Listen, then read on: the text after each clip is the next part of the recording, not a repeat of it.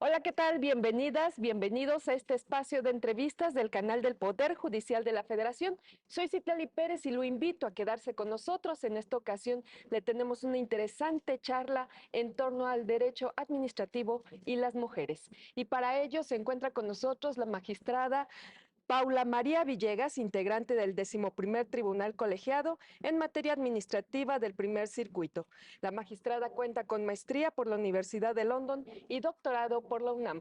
Bienvenida, magistrada. Muchas gracias. Es un placer estar contigo aquí hablando de género. Bienvenida.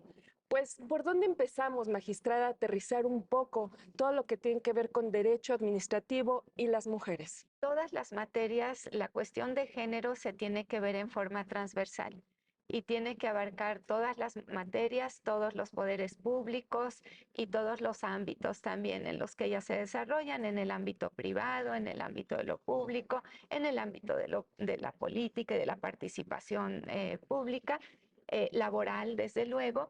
En donde más se ven los derechos de las mujeres, porque había roles y estereotipos de género que erradicar y había que en ese sentido, el trabajo en el hogar que se valorara como trabajo, que es una remuneración, aunque no sea remuneración económica, pero considerada como aportación económica, pues es desde luego en el derecho familiar y en el derecho civil, que pertenece en el Poder Judicial de la Federación, el derecho de familia, al derecho civil. Sin embargo, en el ámbito laboral también un área importante para los derechos de las mujeres y en menor medida, lo tengo que decir, está en el derecho administrativo.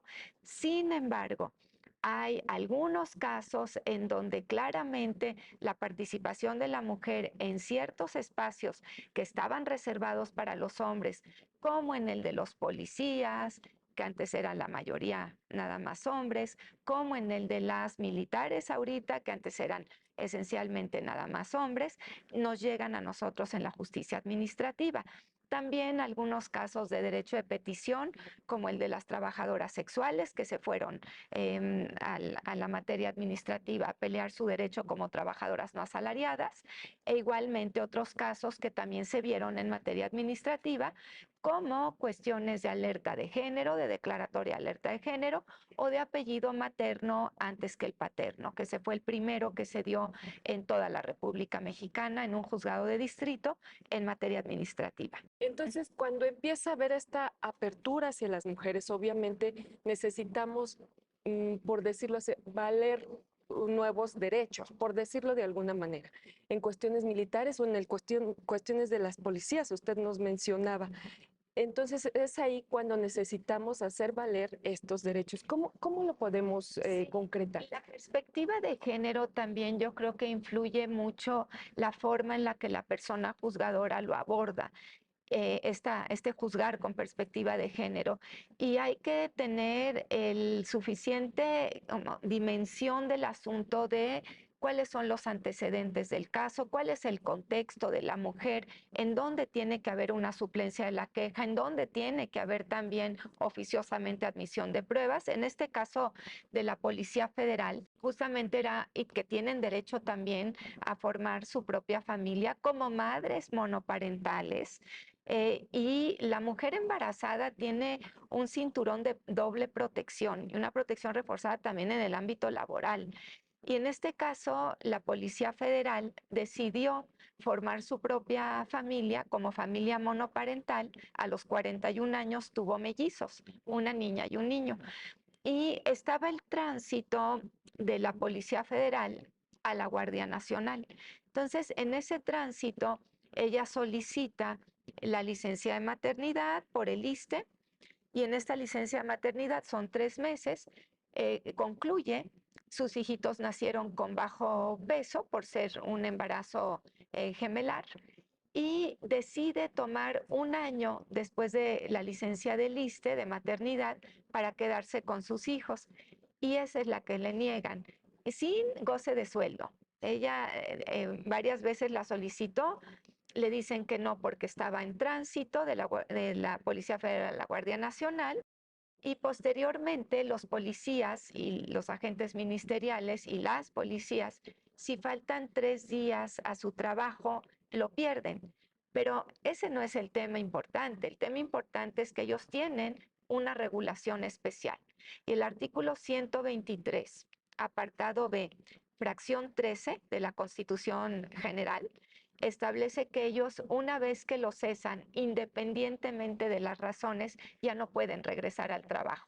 Entonces, en el caso de una mujer embarazada que tuvo a sus mellizos, que tenía 41 años, que decidió ser familia monoparental y que la cesan por haber faltado 3 días cuando no le autorizan la licencia de maternidad, pues es que todavía no se vio con perspectiva de género su caso. También las policías federales tienen derecho a tener una familia. También ellas tienen derecho a solicitar, como cualquier otra mujer, una licencia sin goce de sueldo y no perder su trabajo porque se rompe con la protección reforzada que tienen las mujeres embarazadas y posterior al parto también. Magistrada, no sé, dígame si me equivoco, por favor, pero esto es lo que nosotros no es un piso parejo, sino es ver las características de las personas y ver en dónde requieren para poder ejercer esos derechos, ¿no? Como Así muchos. es. En este caso, que ahorita puedo contar otros, pero también hubo una serie de acciones procesales que la llevaron a presentar la demanda en forma extemporánea, que la jueza de distrito, como se vino aquí por un derecho de petición que no habían contestado en el juicio de nulidad, cuando en realidad sí se le habían desechado la demanda por extemporánea, entonces hay que ver con una nueva óptica cómo ellas pueden ejercer realmente sus derechos sin que se violenten los derechos propiamente a formar una familia y este vínculo que hay con los hijos. Ahora, si hay piso parejo o no, yo le quiero decir que las cosas han cambiado. Sería de mi parte una falta en este 2023 grave decirle que no hay piso parejo en nada. Esto es una cuestión generacional. Las chicas que nacieron, las mujeres que nacieron después de la cuarta Conferencia Internacional de los Derechos de la Mujer que se dio en China, en Beijing, en 1995, en donde los derechos de la mujer pasan a ser derechos humanos, hubo una revolución de conciencias que implicó que ellas ven el mundo distinto y ellas ejercen sus derechos de manera diferente también. Ellas están empoderadas, ellas conocen las acciones afirmativas y es muy complicado que pongamos a una mujer adulta mayor en la misma condición que tú dices, no hay piso parejo. Para la mujer adulta mayor no hay piso parejo. Para la mujer indígena o probablemente una niña indígena quizá no haya piso parejo, pero tampoco para el niño indígena y tampoco para el hombre indígena. Es decir, son capas de discriminación. Pero yo no respondería parejo con un discurso de género no diferenciado. El discurso de género en este momento, a mi parecer, se tiene que empezar a diferenciar. Originalmente, la cuestión de empezar a sensibilizar y a mover conciencias llegó de políticas judiciales, llegó de políticas públicas y llegó de políticas legislativas, así como de organismos internacionales. En el 2010 surge ONU Mujeres y de una presión ya internacional y nacional en donde ya no había otra manera más que darle salida. Pero ahorita sí quedaron excluidas las mujeres adultas mayores, sí no tienen todavía voz. Las mujeres jóvenes la tienen y las niñas no se diga en la generalidad. Pero entonces habrá que empezar a ajustar este discurso de género para ver qué mujeres, qué sectores de mujeres están todavía sin piso parejo. Nos hablaba de las adultas mayores. Sin duda. Todavía las adultas mayores es un tema que debemos de poner atención. Sí. ¿Qué nos puede decir al respecto? Sí, he recibido casos en los órganos jurisdiccionales, tanto en civil como aquí en administrativo. Me encantaría que llegaran cuestiones de fiscal en relación con las mujeres adultas mayores, pero en civil, por ejemplo, tuve asuntos en donde llevaron a juicio a una mujer adulta mayor de más de 90 años que falleció en el juicio. Entonces, eso por sí mismo es violencia procesal. La llevaron sus familiares a juicio. Entonces, lo que querían era la casa, en realidad. Es violencia económica y violencia procesal. Lo hacen también, lo llegaron a hacer con hombres también, y en general la adultez mayor es sumamente violentada, a veces por los propios familiares. Y en estas cuestiones, magistrada, ¿cómo ustedes se enfrentan como jueces a estos temas que poco a poco se van abriendo, ¿no? Es un poco de ver, de meterse a qué está pasando, como este caso que usted nos comenta. ¿Qué han hecho ustedes los jueces para poder estar checando estas situaciones? Se ha hecho mucho, en la novena época fueron muy vanguardistas, muy progresistas. Allí empezó en 1995 justamente a que se empezaran a cambiar en el Poder Judicial la perspectiva de género. Se hizo el primer protocolo y de ahí no dejó. A partir de ese momento cada vez se fue sensibilizando más, cada vez se fue enseñando que había necesidad de acciones afirmativas, que había necesidad inclusive de ver con una visión distinta a los juicios, de que la ley no necesariamente era neutral en ciertos casos, de cuestiones como el primer asunto trascendente parteaguas, el divorcio sin expresión de causa es uno, la violación entre cónyuges, pero perdón, adelante con la Ah, pregunta. no, regresando un poquito más, nos hablaba de un tema muy específico, las trabajadoras sexuales estaban invisibilizadas. Absolutamente. ¿Qué pasa en estos temas? Ese llegó a la materia administrativa, le correspondió al juzgado primero de distrito en materia administrativa, fue un asunto parteaguas, sin lugar a duda. Y ese asunto lo que pasó, primero se fue a la materia laboral en conflicto competencial, regresó a la materia administrativa, y lo que pedían ellas era ser consideradas como trabajadoras no asalariadas. En realidad, las trabajadoras sexuales, y empleo el término trabajadora, eh, para no utilizar un término peyorativo, ellas querían tener el rango de trabajo sexual a su trabajo, y no era una cuestión, fue todo un juicio con las respuestas que daba la entonces Asamblea Legislativa, hoy Poder Legislativo, hoy de la Ciudad de México, entonces era del Distrito Federal, pero decía, el trabajo sexual ni siquiera es un desgaste, entonces no se puede considerar como un trabajo porque no hay desgaste alguno. Y estaban invisibilizadas, estaban abandonadas. Había ciudadanos y ciudadanas de primera y ciudadanas y ciudadanos de segunda, y eran ellas. No tenían posibilidad de créditos bancarios, no tenían posibilidad de que las admitieran en los hospitales también, no tenían posibilidad porque era un momento en el que todo era trata de personas y pornografía y prostitución infantil. Entonces había que delimitar y había que decir, vienen por propio derecho, son mayores de edad y son mexicanas. Estaba excluida la trata, estaban excluidas las extranjeras y extranjeros con cuestiones migratorias irregulares, quedaban fuera, y estaban excluidas las personas menores de edad. Y eso es lo que ellas pedían, porque con estos temas de trata y con estos temas de pornografía y prostitución infantil, que son ilícitos claramente, están dentro del campo penal, están dentro de tanto a nivel internacional como nacional, sobra decirlo, ellas quedaban explotadas por los agentes ministeriales y policiales. No les levantaban denuncias, les pedían sus servicios sin paga, y estaban de un lugar al otro invisibilizadas de derechos y explotadas. Temas sin duda coyunturales, ¿no? Como también explicaba el del primer apellido. ¿Qué nos puede decir al Ese respecto? llegó al juzgado segundo, fue la primera sentencia a nivel nacional en donde se analiza el caso otra vez de unas mellizas de 11 meses. En ese entonces se ponen de acuerdo los padres y toman la decisión de ponerles el apellido materno antes que el paterno. El artículo 58 del Código Civil del entonces Distrito Federal, hoy Ciudad de México, establecía que había un orden de prelación. Primero iba a estar el nombre de pila y luego el apellido paterno seguido del materno. Y lo que se hizo fue un análisis para sacar, literalmente sacar el sistema patriarcal y sustituirlo por uno igualitario, y todo un estudio de lo que era la igualdad de género, el artículo 4º constitucional, y esa sentencia es justamente la que llega a la Corte. Si no hubiese llegado normalmente, la inconstitucionalidad de leyes locales se queda a rango de tribunal colegiado de circuito.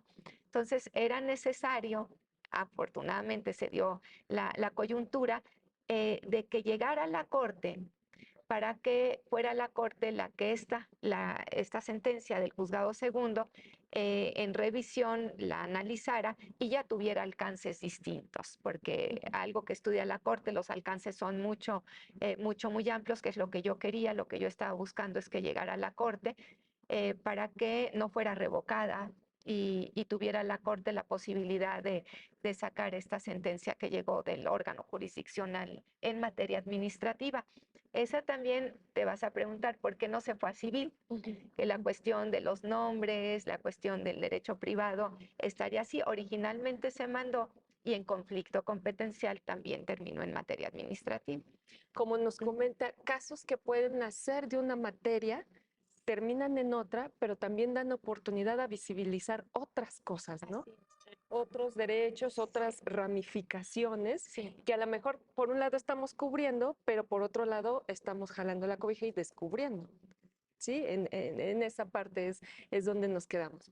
¿Cómo le hacen ustedes para saber a dónde dirigir estos casos? Como por ejemplo el del apellido, el primer apellido. Nos comentaba, empezó en un lado, en una materia, Bueno, y terminó en otra. Aquí en el primer circuito hay circuitos mixtos y circuitos especializados. En un circuito especializado por materia, como es el primer circuito, también lo tienen en Nuevo León, lo tienen en Jalisco, el primer circuito que es Ciudad de México, y hay un acuerdo general de qué circuitos son mixtos y cuáles son especializados. Tú solo puedes conocer de lo que sea de tu materia, y lo que pienses que no es competencia de la materia en la que estás adscrito, tienes que remitirlo a la materia que estimas es la competente. Esa materia te dice acepto la competencia o por el contrario no la acepto, y te lo regresa otra vez. Y tú te puedes sostener o puedes decir ante una nueva reflexión, es cierto, es la materia administrativa o es la materia civil, dependiendo cuál. Y si no la aceptas, por el contrario, se va a conflicto competencial. Este conflicto competencial lo resuelve el superior, que es el Tribunal Colegiado de Circuito, y ya decide a qué juzgado le corresponde conocerlo. En el caso de cuando llega o no a la Corte, hay acuerdos generales. Tiene competencia originaria y facultad de atracción también. Y la Corte al final del día puede conocer con facultad de atracción de cualquier asunto. Pero la competencia originaria la puede ella asumir porque la constitucionalidad de leyes locales, que era el caso, reglamentos federales y locales, por acuerdos generales de la Corte, se queda en última instancia en un colegiado. En este asunto del apellido materno antes que el paterno, se solicitó que la Corte fuera la que ejerciera su facultad originaria. Entonces, sí fue un momento complejo, pero se logró para pasar de este sistema patriarcal a igualitario, y el resultado ya lo conocemos. Y estas sentencias de impacto social, tremendísimo, ¿no? Porque imagínense cuánto tiempo, no sé si México sea pionero en esta... No, hay otros países antes. En el caso de Finlandia ya lo tenían, y en realidad sí hay otros países, pero lo paradójico y lo bonito fue que una sentencia, aunque fuera en primer lugar de el juzgado segundo de distrito, que sí se conoció porque empezaron a llegar llamadas telefónicas, empezaron a llegar muchos jóvenes querían, uno lo recuerdo muy bien, un muchachito con tanta decencia llegó a conocer a su jueza y dijo, yo quiero hablar con la jueza. Y contó la historia que su padre los había abandonado cuando él tenía 3 años y que él no quería aportar el apellido de su padre, que él quería el de su madre. Y me dijo, quiero que usted me cambie el apellido. Evidentemente, yo lo lamenté profundamente porque hubiera querido hacer todo por él. nada más tenía la sentencia, que es el caso particular, le expliqué que eso le correspondía al juez del registro civil o a la jueza del registro civil y que había todo un trámite hasta que llegara a la justicia. Pero esa sentencia sí impactó. El Estado de México modificó antes de la Ciudad de México, derivado de la sentencia, su código civil para permitir también el apellido materno antes que el paterno. La justicia puede tener un impacto en el aspecto social, o que otro poder público tome el tema y ya tenga efectos como en una ley que tiene efectos generales. Sí se puede, claro que sí, es mucha responsabilidad la que tenemos. Ujú. Y digo, esta sentencia tiene un pacto social indiscutible. ¿Por qué? Porque al tener una persona el primer apellido materno, estamos hablando de derechos, no sé, pensiones, sucesión, no sé, muchos más derechos que se abren. Sí, Como por ejemplo cuando las mamás mueren y las pensiones, ¿no? Que se sí. heredan, los bienes que también se heredan. Sí, fue difícil cuando se emite la primera sentencia. Un juez, una persona juzgadora está sola, no es un cuerpo colegiado. Y en realidad sí fue cuestionada en su momento por ser la primera. Y cuando abres un tema por primera vez, y después ya va llegando, y a la corte lo resolvió 3 años y medio después, ya se había internalizado el tema, ya se había entendido más, ya era otra sociedad en términos de igualdad que ha ido avanzando en pasos agigantados.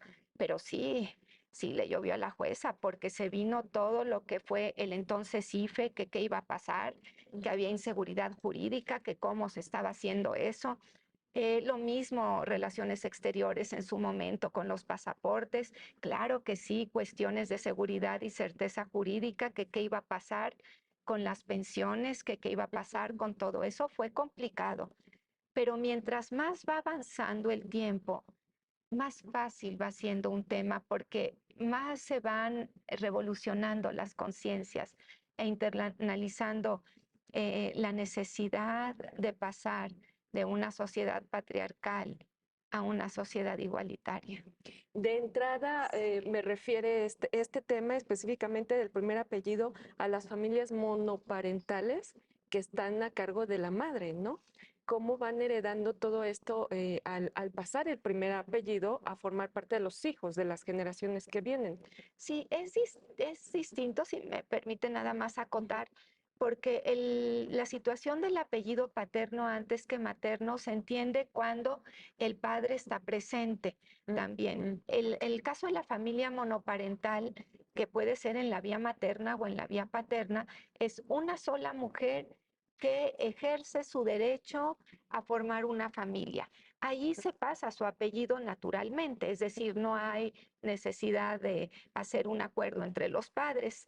En el otro caso, o puede ser un solo padre con sus hijos también, como familia monoparental, ya sea por adopción o ya sea por otra vía, distinta a la adopción. Pero en el caso de la elección de los apellidos es porque se entiende que se conoce al padre y que hay un acuerdo entre la madre y el padre de cuál va a ser el apellido antes, ya sea que vivan en concubinato, ya sea que vivan, que se derive su unión por matrimonio, ya sea que se derive de sociedad de convivencia o de cualquier otra unión.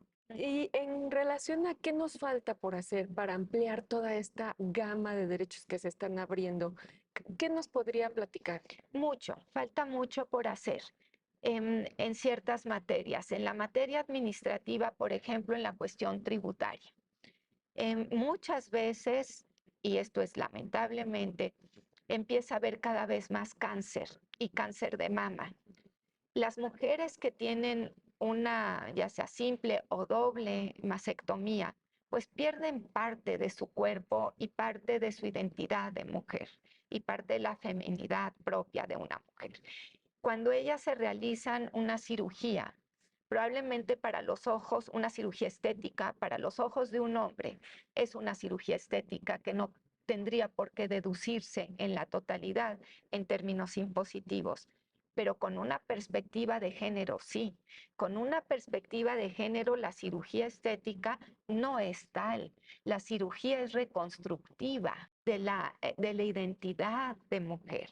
Entonces allí debería de haber, sí, mucha sensibilidad para reformar las leyes tributarias y que se pudiese deducir. Lo mismo en cuestiones tributarias también, lo que sería los pañales para mujeres adultas mayores, porque el piso pélvico de una mujer es distinto al piso pélvico de un hombre.